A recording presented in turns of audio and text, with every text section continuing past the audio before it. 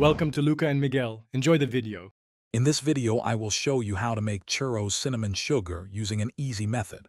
First, let's gather our simple ingredients. You will need granulated sugar and ground cinnamon.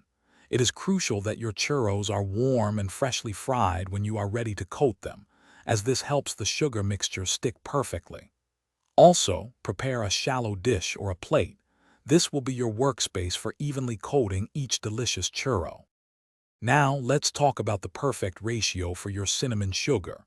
A great starting point is to combine 1/2 cup of granulated sugar with 1 tablespoon of ground cinnamon. This provides a balanced flavor that most people adore. However, feel free to adjust the amount of cinnamon to suit your personal taste. Some prefer a bolder spice. For larger quantities, simply maintain this 16 parts sugar to 1 part cinnamon ratio for consistent results every time. Once you have your sugar and cinnamon measured, it is time to mix them. Use a whisk to combine the ingredients thoroughly in your shallow dish until they are perfectly blended. This ensures every bite of your churro has that delightful cinnamon kick.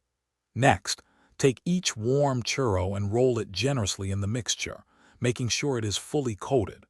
Finally, gently shake off any excess cinnamon sugar before placing it on your serving plate. And there you have it. Your delicious churros are now perfectly coated and ready to be enjoyed. For the best experience, serve them immediately while they are still warm and the cinnamon sugar is at its most fragrant. To elevate this treat even further, consider pairing your churros with a rich, warm chocolate dipping sauce.